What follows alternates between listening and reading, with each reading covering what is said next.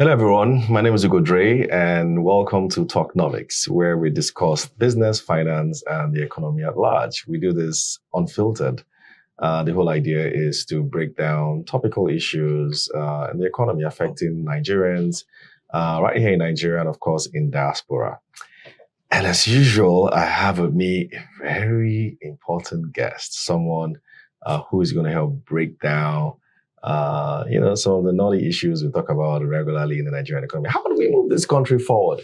And that's really what Talknomics is about. And I have here with me Soji Akinyele. Soji, tell our viewers what you do. Well, thank you very much for having me, and congratulations on this very important show. We've watched a few of it, and we like what we see. So thank you. Thank you for that. Yes, my name is Soji Akinyele. I'm an economist, a government relations expert, and I currently serve as the group managing director at New Globe Education. New Globe, we're the education technical partners to about 5 states in Nigeria, and also the Nigeria Governors Forum. Before that, I was in the financial inclusion space, as a director of policy, championing women financial access, actually. And then also being in the capital market space as head of government relations at the Nigerian Stock Exchange before it became the Nigerian Exchange Limited. Yeah. And also served in the previous administration as a technical assistant on industry, trade and investment, or more like ease of doing business, implementing the ease of doing business reforms. And I think I can stop there. Fantastic. I mean, you've basically done a lot of work in the private and public sector, the way you've sort of explained it. So your experience cuts across both sides. That makes you one of the reasons why, that's one of the reasons why I wanted to have you on this show, because of your experience and expertise. But I'd like to start first with economic ideology, right? Because I mean, typically you always have someone on the left, someone on the right, or someone on the middle, or left or center, and all that stuff. Your economists always come up with all these terminologies. So that way I get to understand who I'm talking to and what your ideology is, and that helps me frame my questions better as well. So how would you describe your own economic ideology? Well, I have to describe it as being in the middle. The reason is that a safe bet, or really that's who you are? Well, first it's safe, I must be honest. It's safe, but really, when you think about it, nothing is cast in stone anymore. I mean, COVID told us, COVID showed us, that you could literally throw every economic ideology out of the room and look at what is practical, to be able to solve for economies at that point. I mean, the whole world was shut down, who knows what to do in that kind of situation? So we're literally testing things, and people were coming up with policies on the go. So with that, we've seen that you need a bit of both sides, and perhaps yes, if you want to be a little more stricter, I'm a reformist. Okay. In the sense that I actually believe in the effectiveness of government. Now, government not being the political party, but the machinery of the institutions of government. Because if you really want to do work, particularly in developing economy like Nigeria, at scale, you need the government to scale. So I believe in reforms. Okay. But then we know that, no one reform is a silver bullet, in the sense, and therefore, the practicality or the pragmatism of those reforms determines, how the reform is implemented at, maybe subnational level, or even in local governments and things like that. So, that's why I say I'm a bit in the middle. Yes, I'm definitely, big on government, but big on government to the extent that it is practical, to the citizenry. One of the things I like to say is, like we say, production is not complete until it's in the hand of the consumer. Correct. Well, the policy is also not complete until, your consumer, in this case, the citizenry. Getting beneficiaries. Beneficiaries of those policies, and they've given you the feedback on whether this is actually the way to go or the way not to go. So that's the practicality.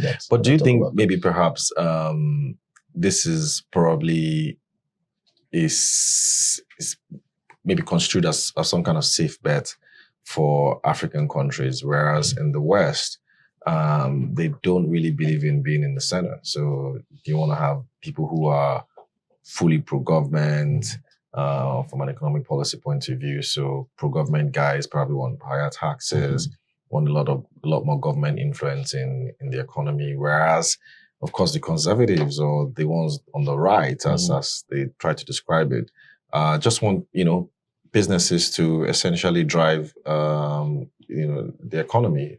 And we're seeing this happen in big countries like United States, in the UK, even in Germany, in France. Doesn't this also affect, the world in general? And shouldn't we in Africa start to say, maybe we should just have some kind of economic ideology to drive things?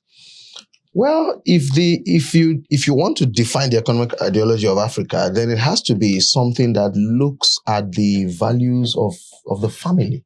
The traditional African society is family based, where you provide, for family, thinking about some kind of social safety nets and things like that. But in order to provide that, there has to be a business drive in the family. So if you think of a family context, there's usually one or two people that are, championing the family in terms of entrepreneurial drive, or, some rich uncle or some rich father or, rich brother. And then in that way, providing for a wider family. So if you scale that up to the macro level, it suddenly, suggests that there has to be some social angle to the African economy, in the sense that not everybody, can run a business. Not everybody will get a job in the way or in the urban center or things like that. So your ability to provide, cushions, and I'm strictly talking about palliative, social safety nets and things like that, while still enabling those that are entrepreneurial and intrapreneur, to drive the private sector-led, model of development. So I think that's what I'm trying to say. That look, yes, government has to be that, person providing public service and public utility, but also has to be the enabler for the larger, or for the business-minded people, the entrepreneur who will create jobs, the entrepreneur who will pay taxes, the entrepreneur who will attract foreign direct investment, and even local domestic investment. So the government still has to create that enabling environment for them to thrive. So that's where you see the balance. Now, what we've seen, the difference between the developed, we've talked about the US, UK, is that technically they were not colonized, if you understand what I mean. I mean, of course, America was colonized, but my point is that we've gone through... They didn't go through the same experience. Exactly. We've gone through colonization, we've gone through military rule. Now when what you can call an unbroken democracy for 25, 26 years, right? So we are still forming our own style, of the ideology. I mean, we're in a government today that you can see is literally gung-ho, and very bullish about, putting Nigeria out there. You see the Minister of Industry, Trade and Investment pushing out. Before she was appointed, you see the president himself literally being the Minister of Industry, Trade and Investment, flying around the world and pushing Nigeria's agenda. You see the coordinating minister and things like that. In a previous administration, that was a little more, shielded. Why? We'd gone through COVID, we've gone through a recession. People needed to be protected. So you saw recovery and growth plans. You saw cash, transfers. Cash transfers. You saw palliatives. So I'm saying that, we're still evolving in what we should be, but no doubt about it that there has to be a private sector-led, angle to it, while still remembering the most vulnerable in society that are excluded, from the kind of benefits that you see, in a modern place. So fantastic. Yeah, I mean that helps. So I mean, you talked about reformists. You being a reformist, I kind of like that. And reforms is something that Nigerians have come to get used to now. I mean, even though they don't want to get used to it, but they've experienced different kind of reforms. And I think I would say, perhaps the first set of reforms was during the Buhari administration, and now we have reforms under the Tinubu administration as well. So you've had some kind of inkling into both administrations. And from your point of view, what's the difference really? They are the same political party. They are the same political cronies. They have mutually supported their own economic ideas. Tinubu, when Buhari was there, can't recall him ever criticizing the economic policies. And likewise, I haven't heard Buhari criticize his as well. But from your own standpoint, what's the difference in their own approach to reforms? I think the difference is the economic environment in which either president was operating. Okay. And I tried to explain that just, what I was saying before. In the Buhari administration, if you think about it, that was 2015 to 2023. Yeah. Yep. we had a recession in 2016. COVID came 2019, 2020, 2021. So the Buhari administration technically never had the room to breathe, using the expression of the new, pun intended, in the new administration. But coming out of that immediately, so you saw a lot of palliatives, like I said, a lot of cash transfers and things like that, just trying to build a way where the most vulnerable in society at least were still having some kind of livelihood. That cost us a lot because that could have, people argue that was almost pure socialist in the way it was being approached. But then you come into this new administration, there's no COVID. Technically, there's no recession, but very fragile economic growth, right? And the only way out now is to open up the system again and say, look, Nigeria is open for business. We need to come out out of, all the, what you call social spending, social investments that have been done in the previous administration. So I think really the here is almost like an Obama, Trump, administration setting. Notice that even when Obama came in, because of the economic situation there, it's just because he was a very charismatic leader. But if you check, the economic numbers, it felt like Trump was inheriting the benefit of the things that Obama had done. So perhaps there's some inheritance going on here. Fortunately, it's in the same political party.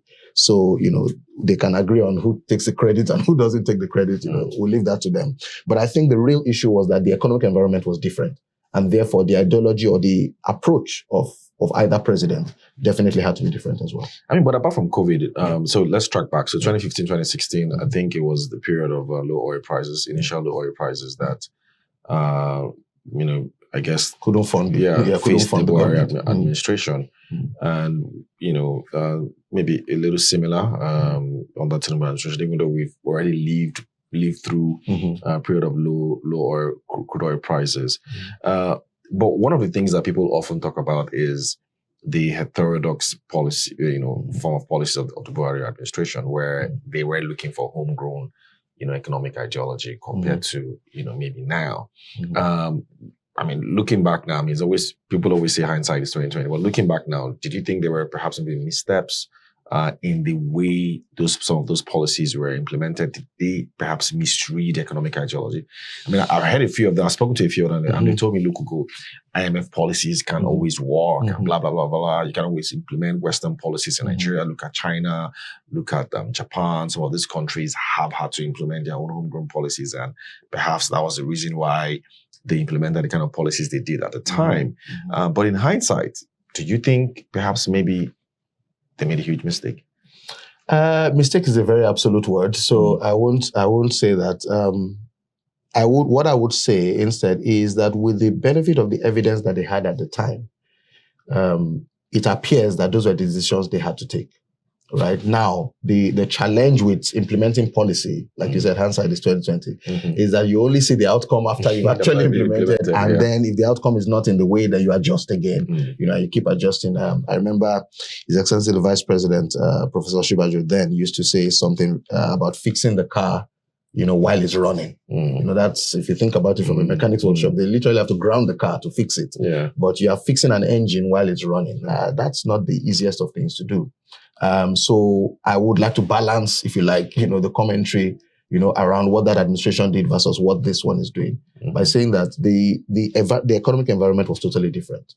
And so it's only now with the benefit of looking back that you can see certain data sets or policy actions that may not have gone in the way that they expected it to go while implementing. But we're where we are now. The next president clearly is very, very bullish on, getting everybody, back into an employment framework, an investment framework that can get Nigeria into, north of 7 to 10% GDP growth, over the next up till 20. Yeah, we're going to get there. But do you perhaps maybe think the reason why we're seeing stark policy difference this time around was perhaps because they've seen, what we did the last time didn't work. And so maybe we should just go back to, orthodoxy. perhaps you then have to identify what didn't work or what worked. Because, for instance, some of those policies are things now that, that this administration is latching on. So the reinstatement or the reenactment, or if you like, the of KAMA, or the Business Facilitation Act, or, the AFCFTA protocols, that are being pushed out now, or even the benefit of, so for instance, the IMF loan that has just been repaid. Some of those things were things that were done in the previous administration that were used to at least, again, the word is cushion, as much as the evidence produced them to cushion the economy. Now, I am not oblivious of the fact that there were a lot of, and, there's still investigations as to, certain individuals in terms of how, and who were economic managers that, made decisions in particular ways or, went rogue, if that's the word to use. So that's, if you put that aside, and say, okay, let's look at the economic policies in the way they implemented them, at the time where they were in government, that looked like what to do. Protect the most vulnerable, develop an economic recovery growth plan that can take us out of recession, look for the right, investment partners, or, draw down on certain interventions from multilateral agencies that we're signatories to. We weren't the only ones that did that. Yeah, so, a lot of countries did that. Exactly. So to that extent, I would... but people will look back and say, look, there was a lot of debt pile up. Yeah. There was a lot of, currency mismanagement that happened at the time. Even the so-called anti-corruption that they were meant to curb wasn't curbed well enough. Not to, of course, downplay the fact that there were a lot of successes as well, which you've basically explained. But people still look back and say, look, and even the current government has also said some of the things that they've inherited. And they tend to always use that word a lot, where the challenges of the last administration. So looking back, perhaps maybe, this current administration do believe that there were huge mistakes that were made on the previous administration that, in hindsight, probably wouldn't have done. Yeah, well, that's their prerogative to think. So perhaps, yes, so we can look back at that. But I think the more important thing now will be to look forward and say, okay, well, that's done and dusted. What's next? And so far, I think we've seen very good, policy traction, in the new administration. Also with the quality of economic managers that we also have, Wale Edun, Cardoso, Dr. Oduwole, Dr. Bosun Tijani, and, just the economic team, seems very neatly, cohesive in terms of what they're doing. And that's working for us so far. All right. We'll get to that. You did sort of mention ERGP. And one thing I've always asked myself, Soji, is how come we don't have policy continuity? So EGRP was trumped as one of those very huge economic plans that would usher in the next wave of economic growth for Nigeria. We've seen that, I think during the Yar'Adua administration was 7-point agenda. The one preceding that was Obasanjo with needs. And so exactly. So these are all policy initiatives that, on paper all sounded really, really good and ambitious. But now nobody talks about ERGP anymore. So was it that ERGP itself wasn't a good policy? Is that why the government at the moment is not adopting that? Why don't we see continuity from your experience? So what I see is, so there's usually a slight conflict between, your political agenda, let's call it that way, and the economic agenda that you meet on ground. I would say very cautiously that many times there is that continuity. It's just not in the name that it was before. Let me put it that way. So for instance, if you look at perhaps any of the new documents, that are out there, you may see elements of the ERGP, elements of seeds, elements of, financial inclusion framework and things like that.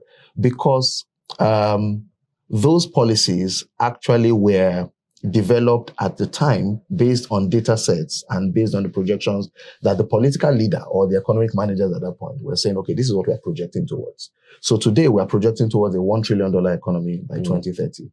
Question is, how do we get there? at the GDP growth rate that we're in, what kind of growth rate do we need to accelerate in order to get there?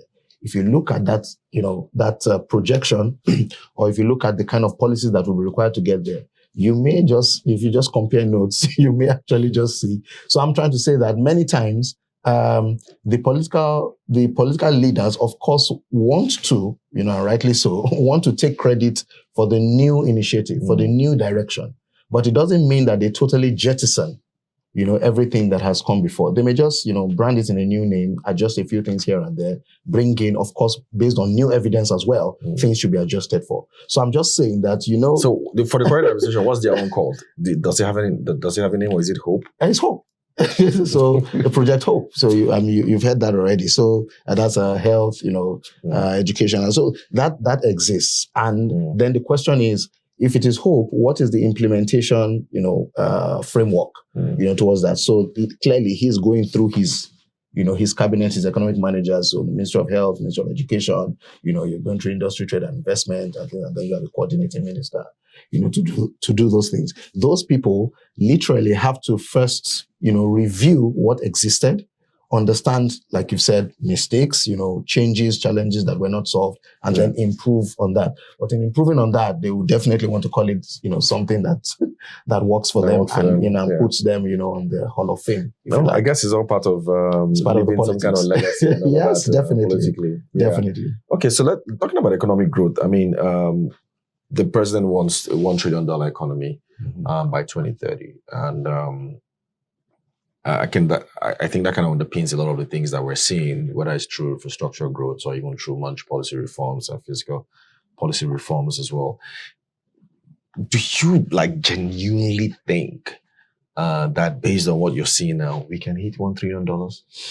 Which is like 1.6 quadrillion naira. To put it in perspective. Depending on the yeah, we can and we should. And maybe let's start with what does it mean? What does $1 trillion economy mean? Because at the end of the day, I mean, everything all depends on the exchange rate. If you change the exchange rate now, if you adjust it to 200, we're probably there. So what does it really mean? Yes, but that, I mean, you can tweak the exchange rate to achieve that, but there's still, the sense of the exchange rate within the Committee of Nations, purchasing power parity and things like that. That helps you balance and understand if truly it is $1 trillion economy. But what $1 trillion economy means for me is for you to look at the capacity of Nigeria today at what, half of that or maybe about half of that, and understand what it means to double that. So we have unicorns today that are punching at $1 billion or more.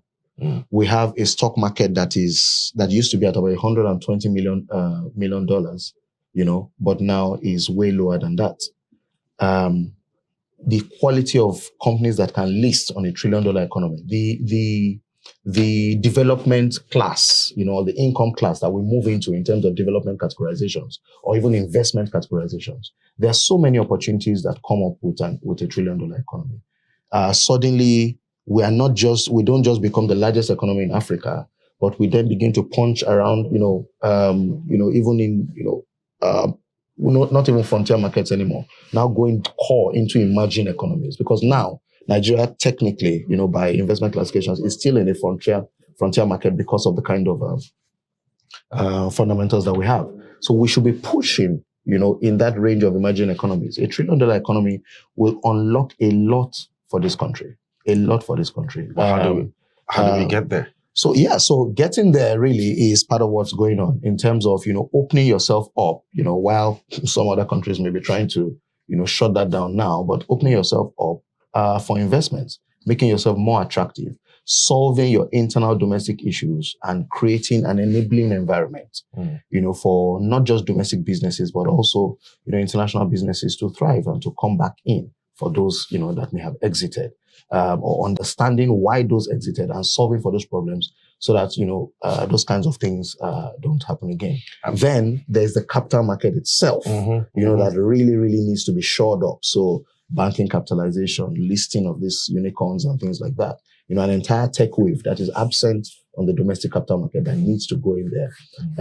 We still have public assets, that can still be privatized or securitized, and there's so much potential there that can be achieved. and then there's the AFCFTA, that we are now beginning to, harness in the sense. So I think $1 trillion economy is possible, and we definitely should be aiming for that.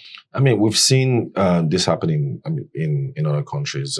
We've seen China's economic growth was underpinned by manufacturing, India, services, Germany, manufacturing, Vietnam, more recently, manufacturing as well, including services.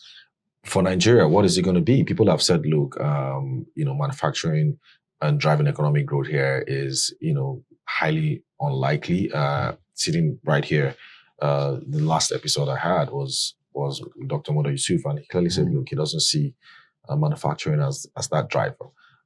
Perhaps services. Now, if you talk about services, then you're looking at technical know-how, technical capacity, patents, our ability to invent, and financial markets. So I'm looking at all these things and I'm saying to myself, what exactly is going to deliver that economic growth? Today, is it going to be agriculture? Where do you think this is going to come from? I think a lot of that growth will be on the platform of technology. And let me explain why I say that. I understand the argument that, because we don't have a formidable manufacturing base in terms of contribution to GDP, and even just manufacturing itself, that we may be missing out on something. But what we have not gained in manufacturing, we seem to be gaining in technology. There's a very beautiful, I think it's a chart or a heat map that I saw once, to the credit of Dr. Olowokere, who used to be, I think he's now in the World Bank or in the Africa Development Bank. And he was trying to show Nigeria's... Representing Nigeria in the World Bank. Representing Nigeria in the World Bank. And he was trying to show Nigeria's 25-year growth, annual growth rates across sectors, across key sectors.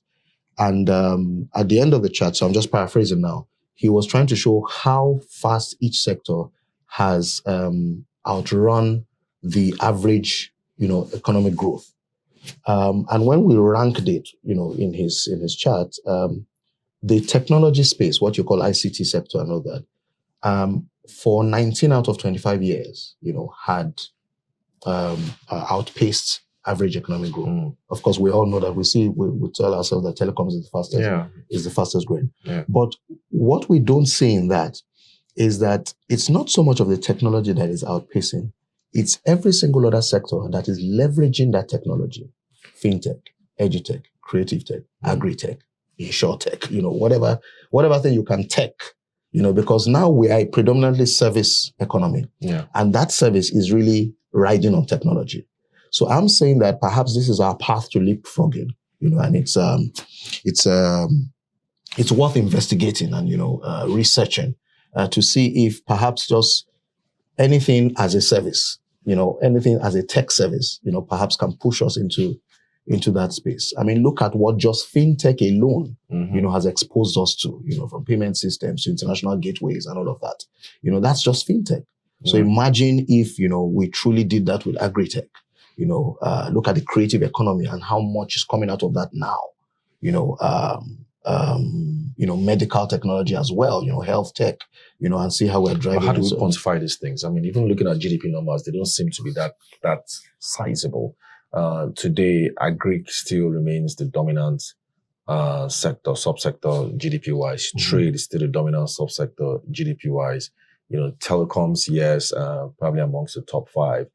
But for a lot of these subsectors, they're still actually, minuscule. So yeah, so I think the resizing there is clearly about, capturing the data better, ensuring that, a lot of these, they are not informal in the sense, but it's just that they're under the radar. But because they're doing big business, many of them, the reason why they are not captured in the way we want to capture them domestically is because they have this, offshore parent company in Mauritius, and therefore it's not, you understand? Exactly. So creating an environment that allows them actually set up in the way that is captured within, the economic value of the Nigerian economy is a very important thing. And that's where, an enabling business environment comes in, and making sure that all the things that were done during the doing business reforms and things like that are actually,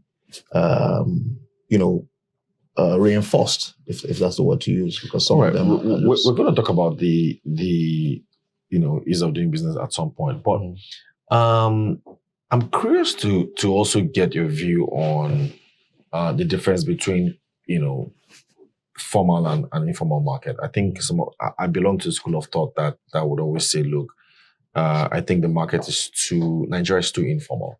And that's probably why, it's difficult to properly capture our GDP numbers. Also difficult for us to get or to attain the sort of tax to GDP ratio that we're looking for, because it's a largely informal market.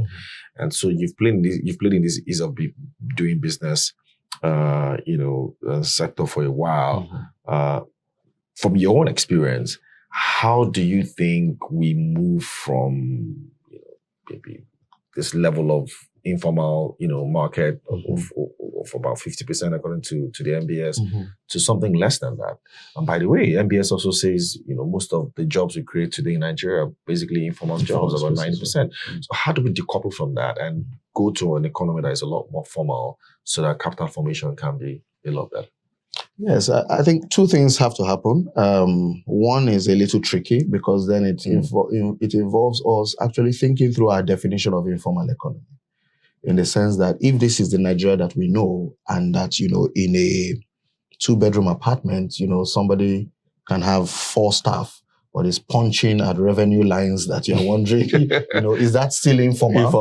Okay. So perhaps the definition, for us, and just tracking. I thought these definitions were, it's almost like saying you want to redefine good and bad. Well, I think these definitions definitive already. So they are, but okay, take the example of employment and unemployment, and how we've kind of redefined it in a way. A lot of us don't agree with that. Exactly. Yeah, a lot of us don't agree with that. But the point is that it was looking at the nuances of the Nigerian economy and saying that this guy is not unemployed technically, while a broader global definition of unemployment may classify him as unemployed. But look at him now; he's but isn't these definitions kind of things, because United Nations or whoever, or the World Bank is also trying to compare countries? And then of course relate this to human, what's it called? Is it human efficiency index or human capital index and all of that? So that's correct. But there's still also there should still be a sense of almost like a local, perhaps let me call it a homegrown index, or just a local appreciation of the terrain where we're in, right? That I can be, not in a suit, just in a simple shirt and trouser, and be formally employed, or I'm running a business, I'm employing. That's what the tax reform is also trying to capture, in the sense that, look, there are certain people that, maybe 1 million and below, okay, let's not tax them. But anybody above that, you suddenly see, that this person can actually pay tax and has not been paying tax. Why? Because maybe by another structural definition, he's being classified as unemployed or as informal, and therefore has been evading, not deliberately, but technically, he's not within the tax net. So understanding that, many of those definitions and bringing them together and seeing, where it creates loopholes even for our own revenue generation. Because the moment you say somebody is not employed, you've literally freed that person from, his tax obligations, in the sense, whereas, he's, like I said, he's making some form of money, so perhaps is what should you tax, or how much of that should you tax? I think the tax reform bill is really solving for some of those things now, right? So, but in terms of formal and informal, I would say that we should look into what we're classifying as that within the Nigerian context. It does not mean that we cannot have a separate set of aggregators that allow us, to be comparable, with other countries. But there are the nuances of our country that we need to know. If you could define formal from a Nigerian cultural perspective, what would it be then? Well, what would be the difference from, from the general definition that we have globally? Well, the way I'll approach it is a gentleman having a mom and pop shop, right? Even though he's employing one person, right? Is still within a formal bracket, because that mom and pop shop is generating money, right? He may be paying taxes maybe to the local government, maybe some kind of charge, shopping charge or radio license or one of those things. So the extent that he's able to at least interact with government in a way that, certain charges are applicable to him, is a sense of, the formalization of his business. What you then need to do is, give him a business name, or a trading name, or something at no cost to him. Because part of the issue is that these people don't want to come out of the shadows, out of the informal economy, because they believe that once they take a name or things like that, they're going to, tax me by an arm and a leg. But that's not the situation. But so is it I'm sorry for butting in, but doesn't it mean that everyone or anybody who has a bank account that they are using to trade essentially is formal? Because our laws sort of capture that already. We have sole traders, we have limited liability companies. So if you're a sole trader and you have a formal bank account that you're using to trade, doesn't that make you formal? Do we need to redefine that? No, that's a good point. It would be interesting to actually interrogate that classification. Because today, a bank account, what you're defining as a bank account, does a wallet qualify as that? Does that? So. No, because they're like, people now have accounts with just their phone number. I don't want to mention but I'm just saying that are those things now being classified from an MBS point, from a CBN point of view, yes, but from the MBS point of view, who is the custodian of the employment, data and things like that, are they classifying those things in that way? So you see, that's where, just the same way we say we should have this identity aggregation, even in terms of policy definitions of certain parameters, that's where, agencies and government need to come together and say, okay, CBN, you are identifying this as a formal, business because he has a bank account. Not in his name, but in some kind of trading name or tied to his phone number or tied to a wallet. MBS, are you capturing that as employment? Oh, no, we're not doing that yet. Okay. Do you want to adjust your policy definition to make sure that is captured as well? So I think that's where, some kind of clearinghouse, for the definition of some of these things, because it is in the disparity of those definitions that you then find disparity of data. And so, that's what we need to solve if you were to maybe advise CBN now, so if there's some countries where if you have a bank account and you start to run certain balances, then automatically, you're seen as a business rather than an individual account. Do we have such here in Nigeria? Or is this something I probably should be considering? I would honestly say I'm not certain that we have it in that framework, but definitely it's something worth considering because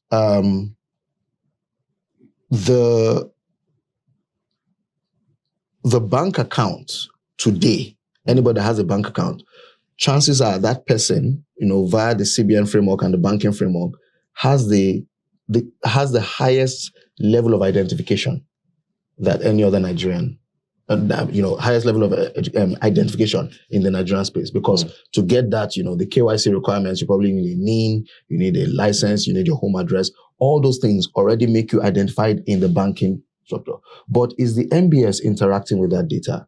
Is the identity NIMC interacting with that data? Is the road safety license interacting with that data? So you see that data coordination, and I think this has been an issue for some time, still needs to happen, where altogether at some point there's a data aggregation that says, Soji Akinyele, okay, he has this, he has this, he has this. From the MBS point of view, he's employed. From NINC, he's a Nigerian. From the bank, okay, he has these banks. And that's where, open banking may solve some of that, because now it gives you access to, all the financial instruments that I may have, in terms of banking accounts and things like that. And therefore that information hopefully, can flow. So this now takes us back to the original question. So then, does it then mean that perhaps, this is a way of formalizing the economy? Yes. Rather than redefining that terminology. Yes, so that was my second. So that was, I never got to the second one. So one way is to, like I said, perhaps think about it, redefine it, or if that's the way to go. But perhaps again, the better point with the benefit of this conversation is to actually bring all the data together and let's see truly that perhaps we're not capturing the level of formalization in some of these people that we still classify as informal. And that's, I think that's the better way to go, thinking about it now, interacting together. Yeah, I agree with you. And the way you've also described it. So let's talk a little bit about your work in the, ERGP. I think, I said ERGP, PEBEC. You did some work there. So, I'm also quite familiar with some of the great work that Dr. Jumoke Odewole has also done. But, I'm very curious to know from your perspective, what were the challenges you met doing it? Because some of us just sit down here and we don't know how difficult it is to get especially all these government agencies to work together to ease business. Let's start with the state levels. What were the challenges that you met there? That are probably still even there. Well, I think the easiest challenge to think about is that there are 36 states on the FCT, and therefore there are 36 different political ideologies, 36 different economic environments, that need to be reformed in a particular way that they can become comparable.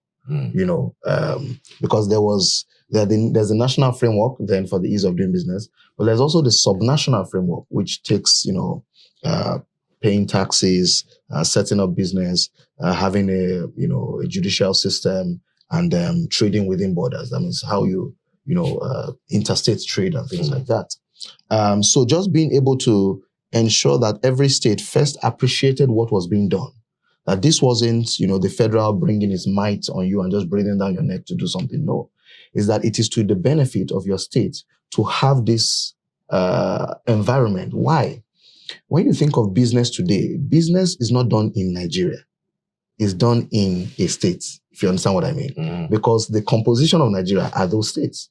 So a business location is within a state, not within Nigeria. I hope you understand what I mean. To that extent, that state has to be reform-minded for me to come and set up in the state, right? There's a very popular business today, again, not to mention names, that I hear was meant to be somewhere in the north or in an ancillary state to a southwest state. But because of the business reform in that area, or the business environment in that area, the gentleman eventually set up, I'm trying to avoid, to create any issues here. But just to say that the reform environment or the business environment in a particular state can deter or determine whether business. So what are those business environments that's what I just mentioned. So the ability to, that in some states, apart from registering CAC, which is the federal, you still also have to register businesses within the state, either through their commerce, some of them call it the Ministry of Commerce and Cooperatives, things like that. So what is the registration framework there? Does it align with the federal registration framework that people already know? Because some of those things were primitive at that point. I'm wondering, you're asking for this, nobody does this anymore. There used to be a common joke there that if at that time, if Mark Zuckerberg was a Nigerian, he couldn't have set up Facebook in Nigeria because of the structure of our, business registration process. But all of that was solved by CAMA. All of that was solved by Business Facilitation, Act and things like that. So that was useful. At the subnational level also, the understanding even just the taxes that are applicable at state level. Now, remember, this was 2016, 2017, 2019. Now, and this is to speak to your point of how policies evolve. Now, all of that is what, the tax reform bill is trying to solve for, that perhaps we could simplify and in some places even unify some kind of taxes, right? Because that used to be the challenge then, that I go to these states, I'm taxed in this way. I go to that state, I'm taxed. So what if I have businesses across 36 states?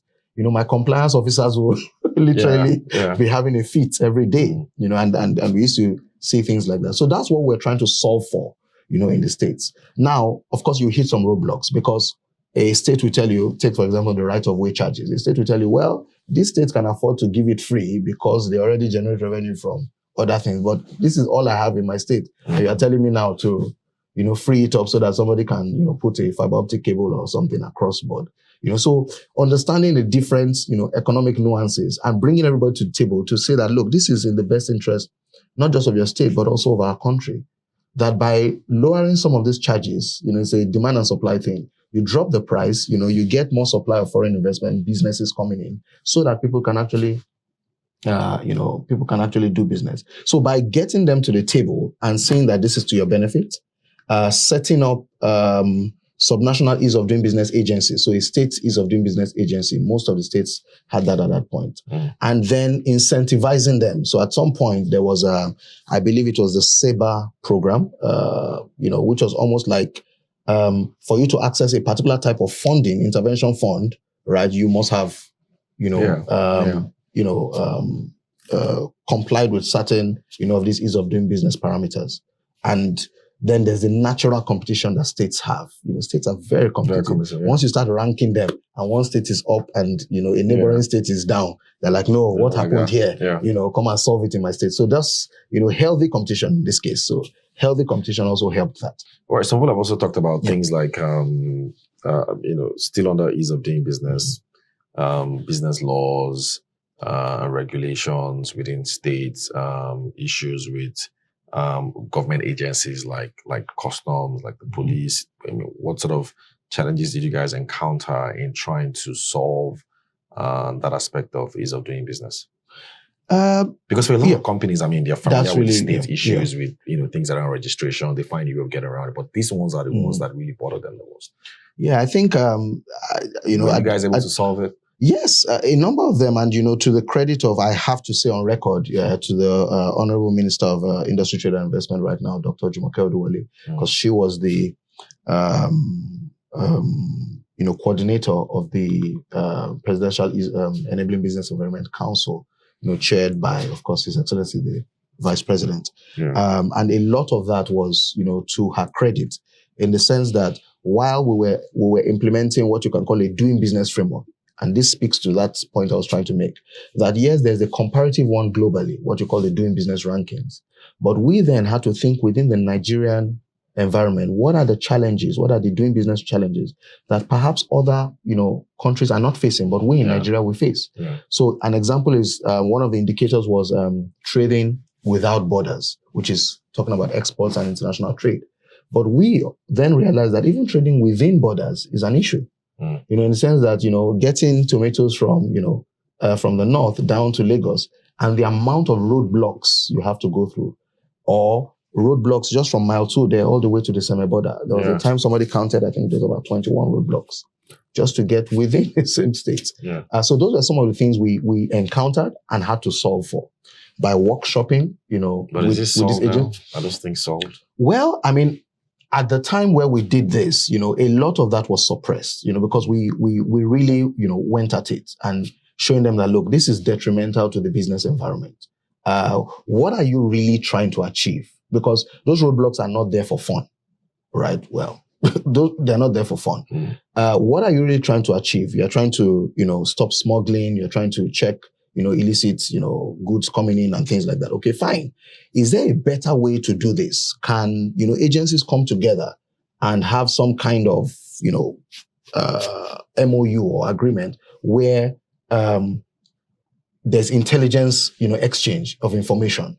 So if the customs is there, that information is shared with the quarantine, is shared with NDLEA, is shared with this and those. So we were able to workshop and achieve some of those things. Some of that is what is leading to, the national single window and those things that you are now, that some of these were as far back as then and are now being solved for. So I'd like to say that sometimes policy, policy is not a 2-month thing. Sometimes it could actually take that long. Yeah, that's what people say. Isn't corruption the problem here then? Because some people will tell you corruption is the reason why a lot of these things won't work. The policy is there, it's written, the intent is clear. You bring in technocrats like you who come in, clear mind and want to get this done. But vested interest, corruption won't let it work. Don't you think that's probably what we need to solve? There is definitely. We can't deny that, but there are vested interests all over the world. Yes, corruption. We're talking about Nigeria. Yeah, yes, corruption, but then that's part of why, you automate certain things. Because the corruption element is really about removing human discretion, because that's where, that's what corruption tugs at. The fact that this gentleman has the power to say yes or to say no, and therefore if incentivized, he's able to say that. But if you automate that process, or of course by automation, but also enforce the reward and penalty mechanisms, that are actually there in the law. Yeah. And then also creating access to the information, because part of the corruption issue is that even the users of the law, the users of the road, don't even know, what the rules are. If I ask you today, that, okay, if LASMA picks you up, what exactly is the actual fine, for beating a red light? Because you and I don't know that, right? One or two, officials can exploit that, absence of information to, get 100,000 naira out of you or more. Right. So it's those kind of issues. So what we tried to solve for them was to say, and those were the series of executive orders, if you remember them, that one of them was, look, okay, every agency, tell us what is going on. Transparency first, right? Put it on your website. What are the charges? What are the fines? What's the process for registration? How long does it take? If it's not registered in this time, is deemed approved, all those things. Now, those executive orders still exist. The question is, are we implementing them? Are we utilizing? No, not utilizing them. Are we utilizing them? Because back to us as in we Nigerians. Oh, yes, definitely. We're utilizing it, but who listens to you? What's your recourse? That's what we talk about. So even if you try to, say you take government to court, they tell you, oh, look, you can't fight government. You're taking them to court. Well, so, what recourse do you have as an individual? That's correct. And that's probably why people just perhaps, let me just do. Yeah, it's the sad reality. We have to admit that. And we just have to keep workshopping. We have to keep engaging our government and holding ourselves, accountable. It may so happen that, the first person that tests it, gets burnt. The second person, gets half burnt. The third person actually solved. But I'm saying, and I say that with every sense of empathy, because I'm not denying, that these challenges, these challenges exist. Yeah. But to overcome those challenges, we have to understand that this is our country. And to solve for it, we have to test the system and keep engaging that system until it does right by us, because we are the ones that elected them there. All right, fantastic. Let's segue into public debt. Recently, the government announced, and I think you did mention it earlier as well, that we had paid down the IMF debt, which was basically a drawing right anyways. Yeah. Debt numbers still, pretty high. I think in terms of on total public debt, over 100 trillion, 46 or so billion dollars in external debt. Does it worry you? Does it give you sleepless nights that our debt numbers are this high? Sleepless nights, no. Well, I'm not the president yet. But if you understand, when you hear those numbers, definitely anybody that has not interacted with those kind of numbers will suddenly say, oh, wow. But then, of course, you always have to put those numbers in context. Secondly, also is to say that it doesn't feel like the debt is the issue. Is more of servicing the debt, which has now become an overblown thing, accounting for, almost everything that we get as revenue, sometimes. And that's the issue. Even if you think about it as a human being, you get overplayed on a debt and then the interest keeps accruing and then suddenly your salary can't pay for it. Yeah, and, so it's almost, that's just to break it and, help people appreciate it. So definitely, clearing out a $3.4 billion loan, sends a signal, where you say, this is what I like to say, let's not despise the day of little beginnings. That yes, you can say there's a $46 billion, debt stock there, but at least we paid down on $3.4 billion, right? It's worth acknowledging that, okay. We acknowledge that. Yeah. So it doesn't mean we still it doesn't mean we don't have, So the question then is, how do we solve for the bigger problems? Yeah. It's about structural reforms, and which is the direction that we see the government going, doing everything possible to make sure that the value that is on the table in terms of taxes is captured. The value that is on the table in terms of foreign direct investment is captured. The value that is on the table in terms of foreign portfolio investments is captured.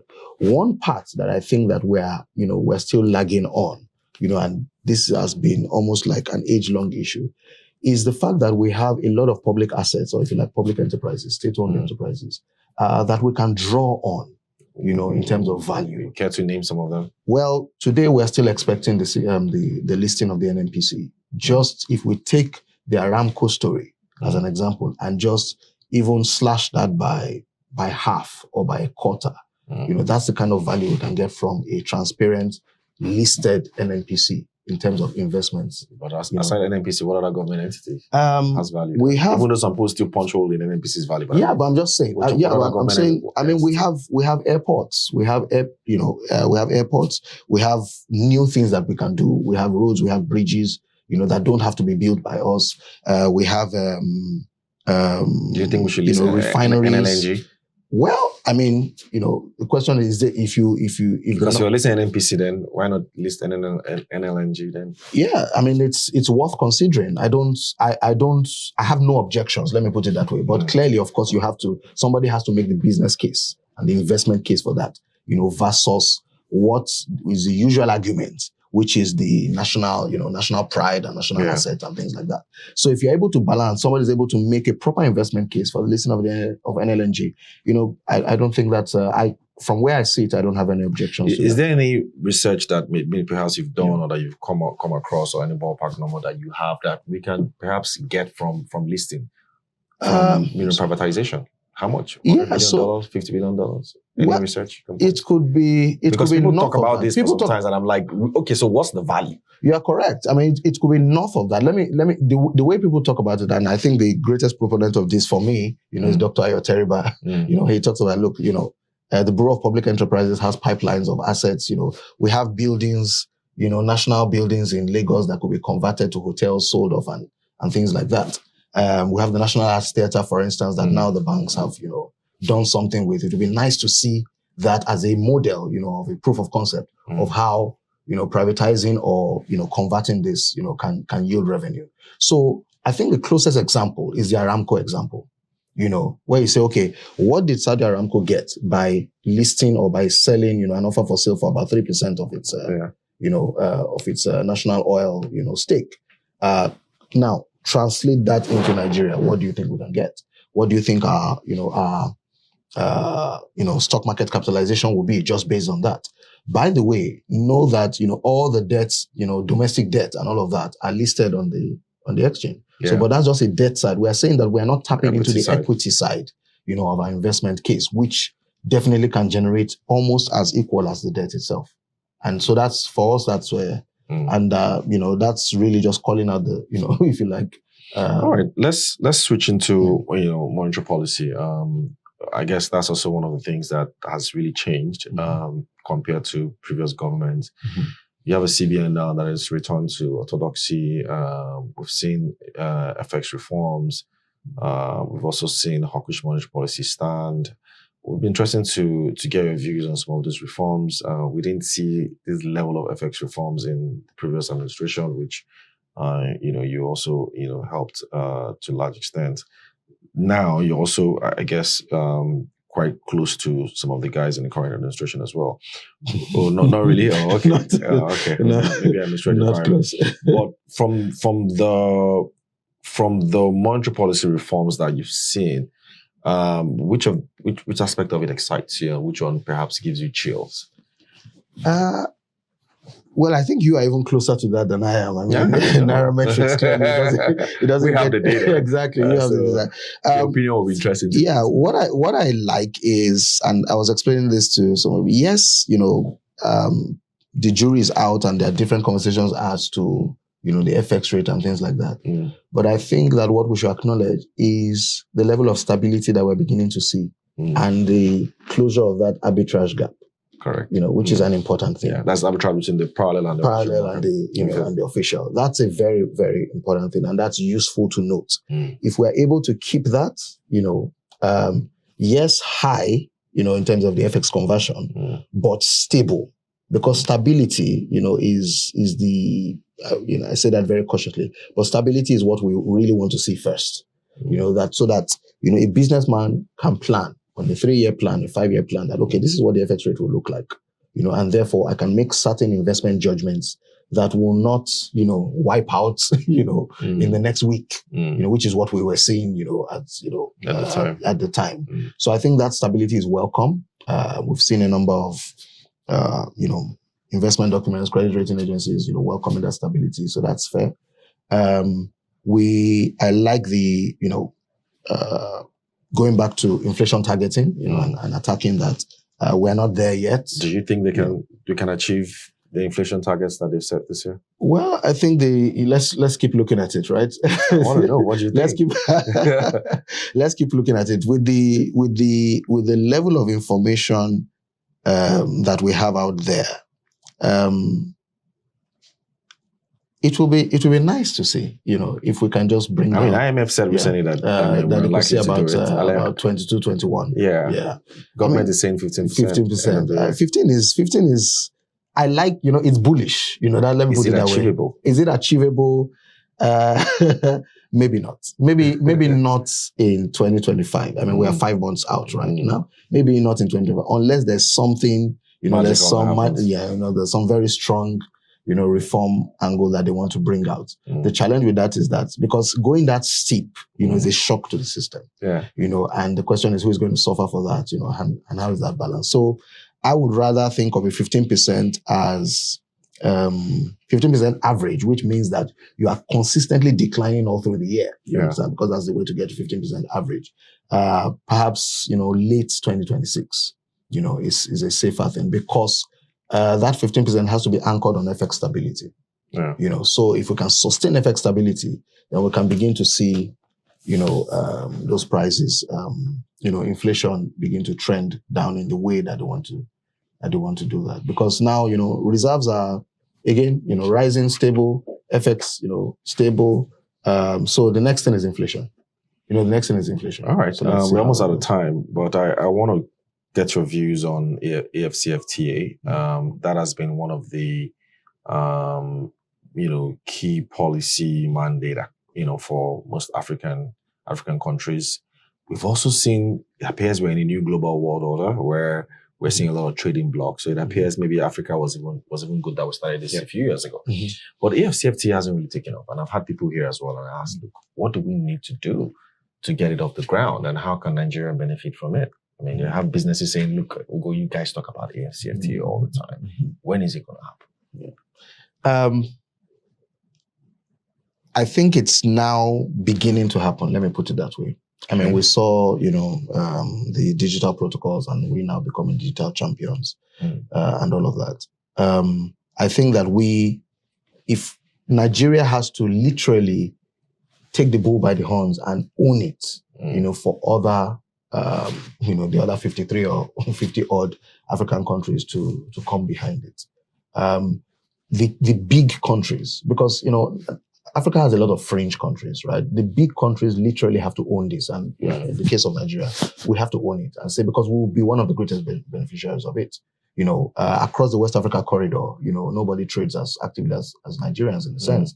So we are the ones to own this and to push the agenda. And I like what, the Minister of Industry, Trade and Investment is doing, pushing that, submitting digital protocols. Now we're the digital champions and, just pushing it out there and, educating people about the implications of this, because it means that all form of digital trade, which could extend to e-commerce and things like that, now suddenly it shows the protocols through which this will happen, and how it's going to be. And I think that's a place where Nigeria, plays strongly. So I'm saying, let's give it a little more time, with the benefit of, an economic manager that sees this as an important tool for investment, and is now pushing it.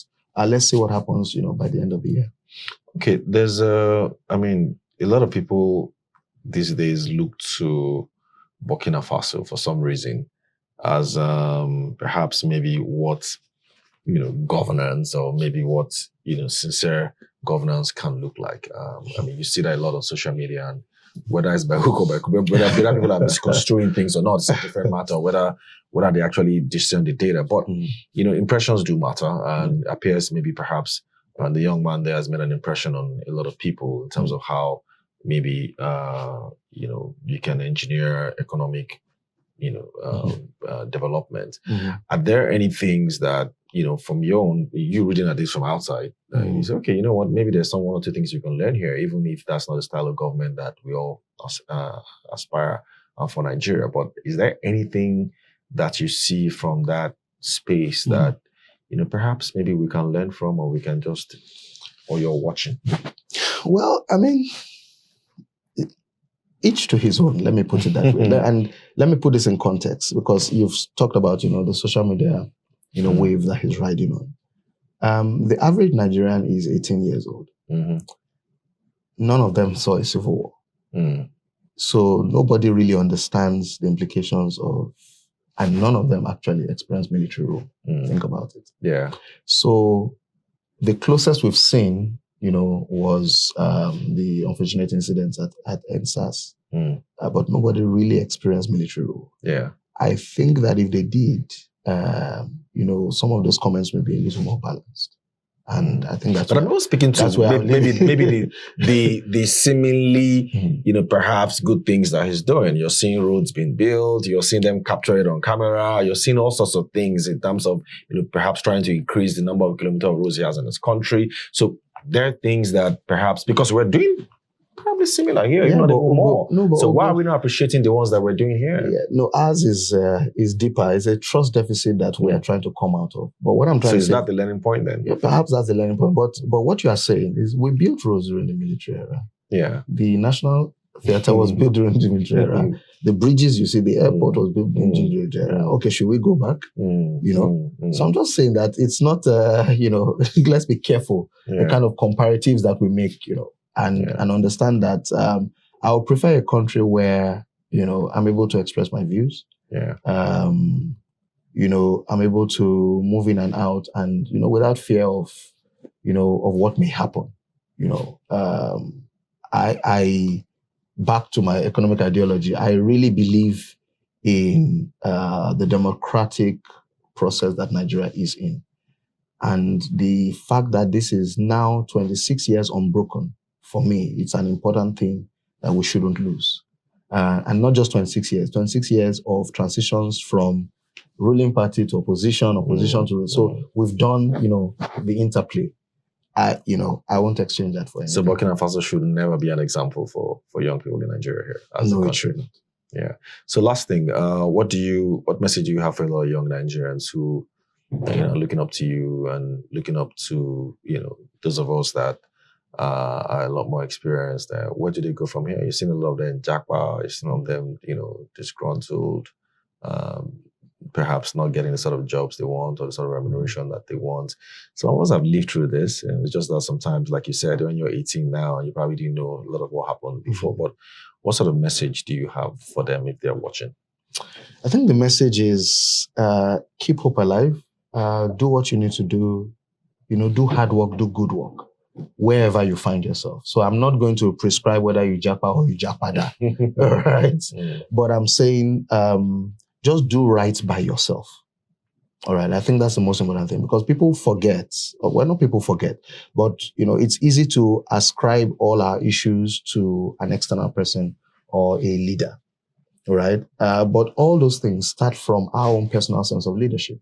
So do right by yourself, right? Do the work, do your hard work, do your personal development work.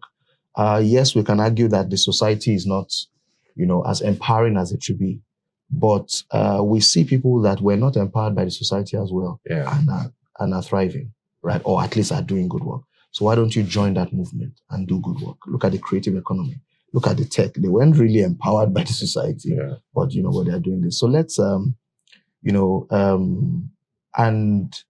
just balance the commentary, on our country. The demarketing, doesn't help us. Can you blame the country?